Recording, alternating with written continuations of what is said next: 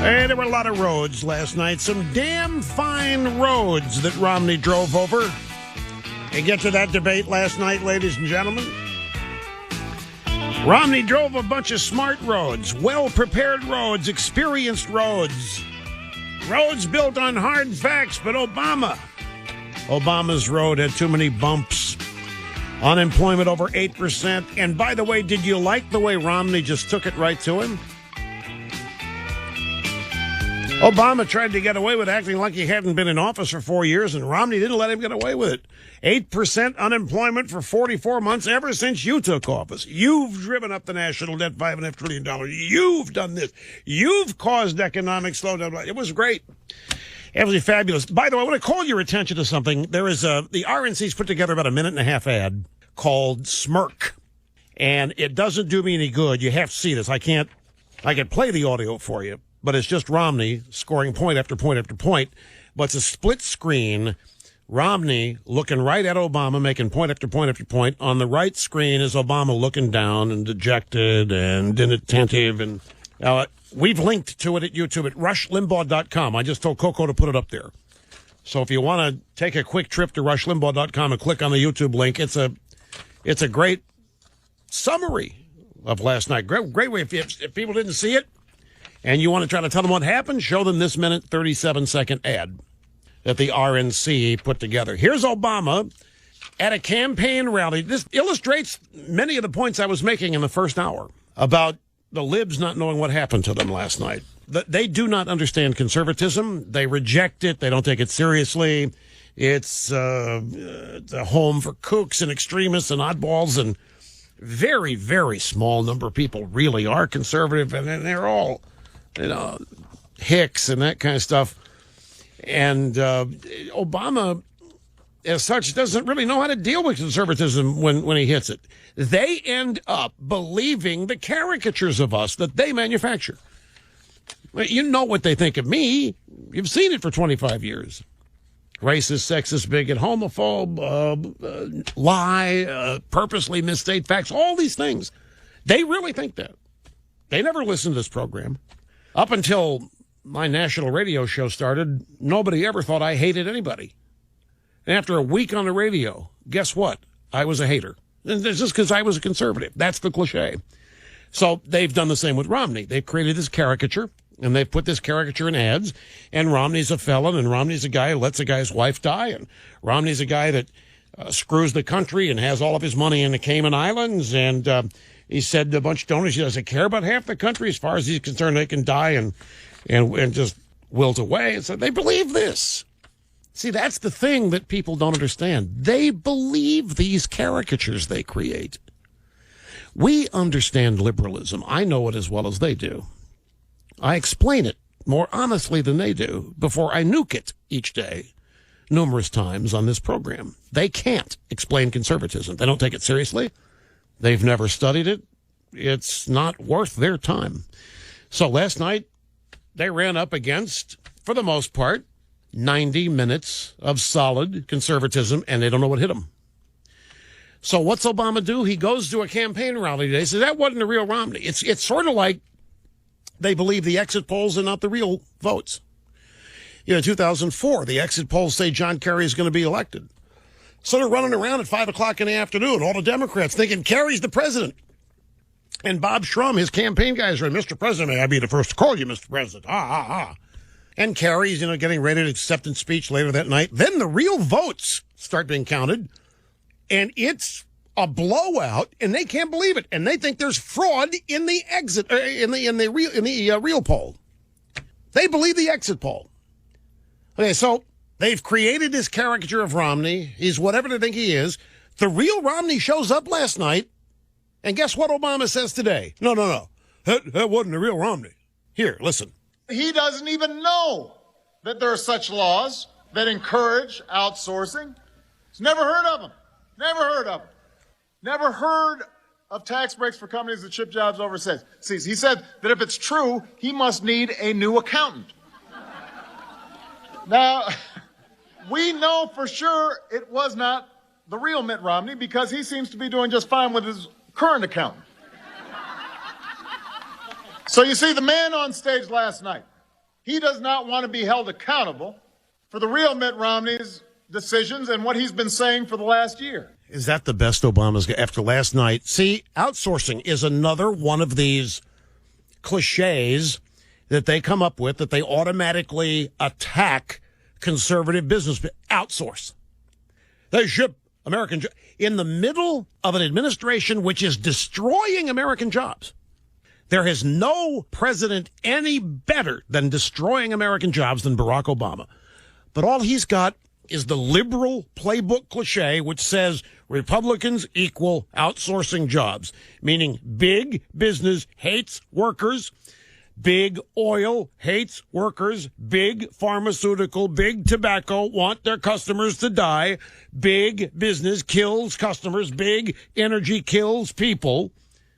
Big business hates employees, outsources jobs. They believe this.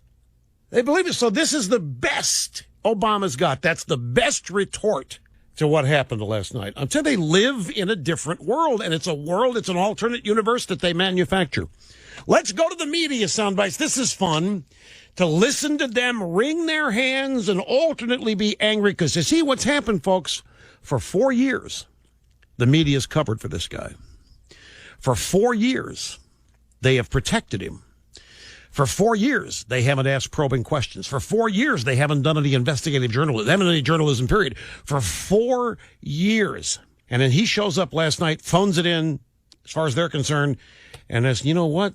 After all we've done for you, and you don't even have enough respect for us to act like you care, and you make us look like a bunch of body orifices. You make us look like a bunch of...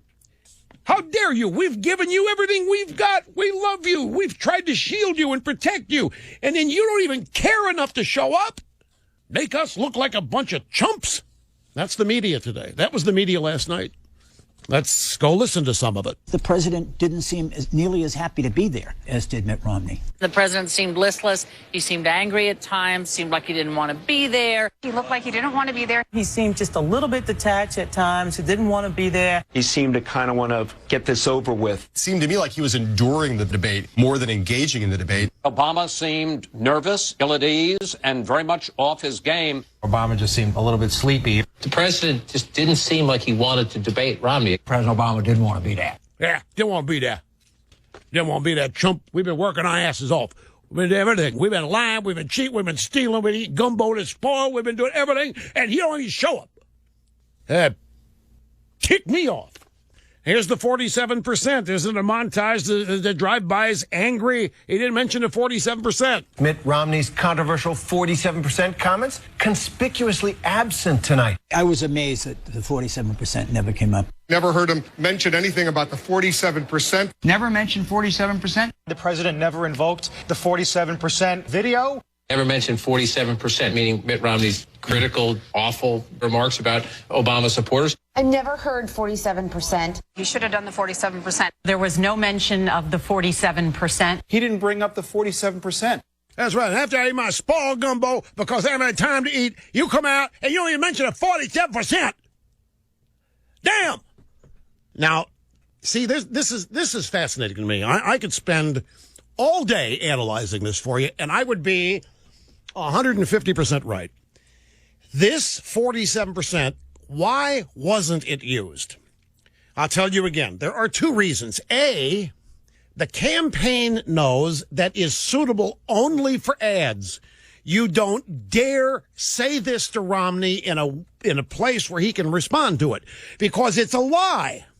It is a taken out of context lie. The media either doesn't care about that or they don't think it's a lie.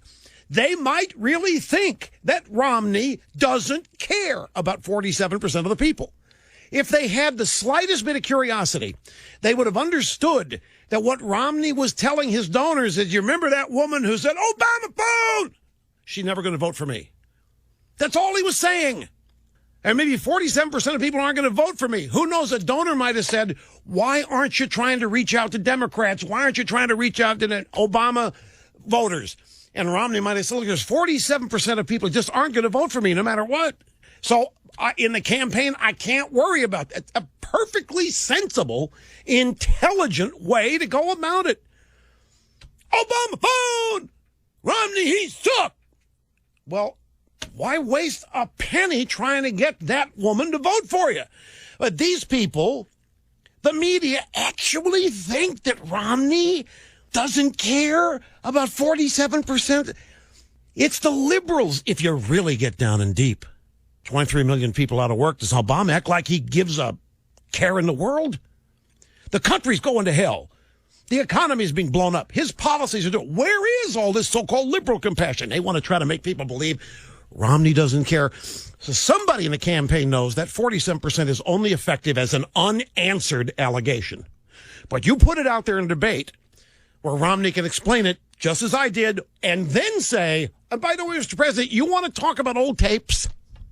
I just saw one of you the other day talking about how Reverend Jeremiah Wright totally responsible for who you are. That's what you said. Are you people in media really this closed off from the truth and reality?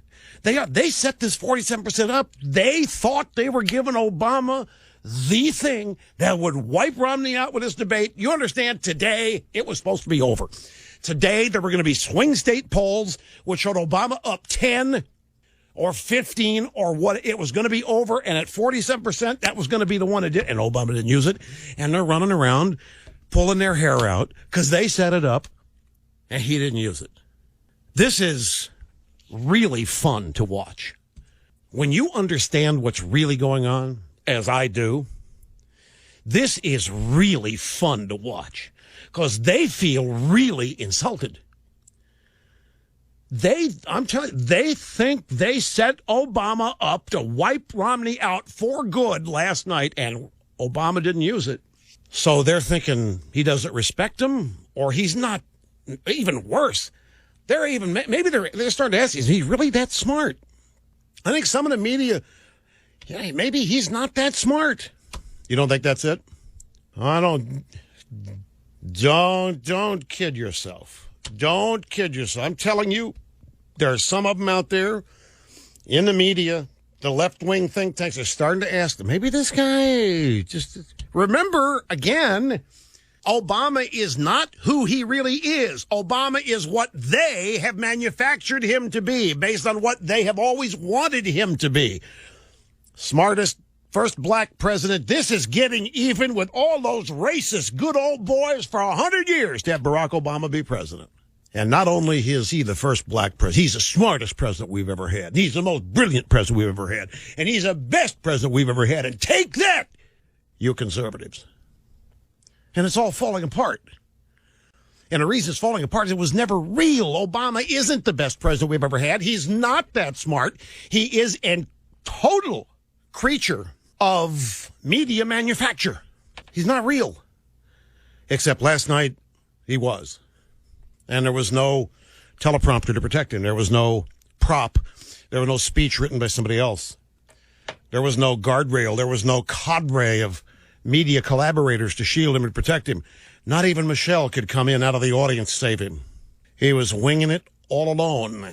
And this kind of stuff is not going to happen in a debate, say, with Hillary, because the party's not going to eat itself alive. It's not going to happen. This is the first time he's probably really faced anything like this. Direct challenges to who he is, direct challenges to his thinking, direct challenges to his policies, direct challenges to his brilliant accomplishments, direct challenges to him, Barack Hussein Obama. How dare they?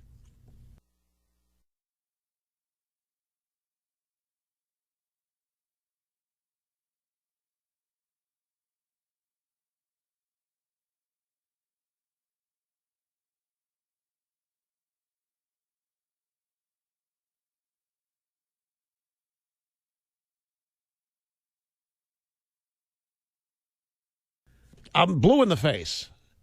I want them to try it. I want them to use it. I want that to splatter back in their faces.